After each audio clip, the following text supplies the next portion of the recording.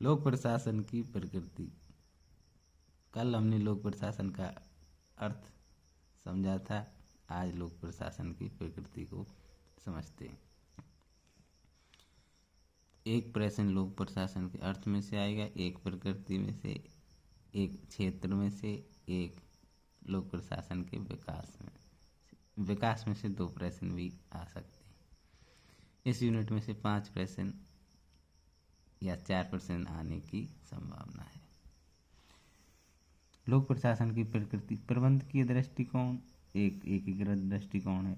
प्रबंधकीय दृष्टिकोण में प्रबंधकीय गतिविधियों से संबंधित है। इसमें किसी, मान लीजिए ये कोई संगठन है, संगठन में उच्च लेवल के प्रबंधक दृष्टिकोण केवल प्रबंधकीय गतिविधियों को ही ध्यान में रखकर योजना बनाना, संगठन नियुक्ति सारा कार्य इन्हीं का है, प्रबंधकीय गतिविधियों से संबंधित है। इसके समर्थक विद्वान लूथर गुलिक, साइमन, थॉमसन, स्मिथबर्ग हैं।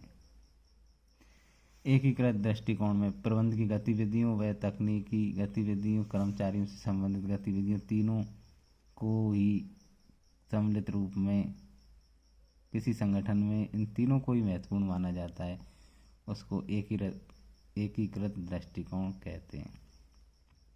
एकीकृत दृष्टिकोण के समर्थक विद्वान L D. White, Marshall Dimock हैं। आधुनिक दृष्टिकोण के संबंधित वैज्ञानिक विषय वस्तु को महत्वपूर्ण मानते हैं, वो विषय वस्तु से संबंधित अध्ययन। इनका मानना है कि विषय वस्तु अधिक महत्वपूर्ण है। इसके समर्थक विद्वान कोइंग, गिलेइन, जॉन पीटर हैं। और विषय के रूप में प्रकृति, कुछ वैज्ञानिक इसको कला मानते हैं, कुछ विज्ञान मानते हैं।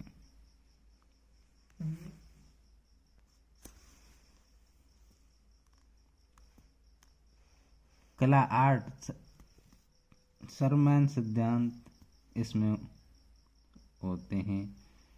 शिक्षण, प्रशिक्षण आदि से संबंधित होता है, जबकि विज्ञान सुनिश्चित विषय क्षेत्र स्थापित करना होता है।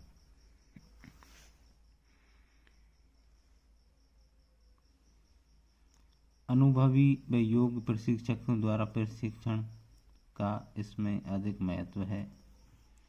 और विज्ञान में सिद्धांतों का और विषय वस्तु में तार्किकता का। किसी कार्य के पीछे कोई कारण होता है, उसका संबंध क्या है, किसी कार्य के पीछे, हर कार्य के पीछे कोई ना कोई कारण होता है, कार्य कारण से संबंधित होता है। विज्ञान विषय वस्तु, उसमें तार्किकता होती है, सिद्धांतों में तार्किकता होती है। कला में अभ्यास की अधिक आवश्यकता होती है, अधिक लगातार अभ्यास करने से कोई भी कार्य सरलता पूर्वक सीखा जा सकता है। अनुभव इसमें महत्वपूर्ण होता है, जबकि विज्ञान में शोध, वैज्ञानिक गतिविधियां, शोध संस्था, अनुसंधान, आविष्कार आदि का महत्व होता है।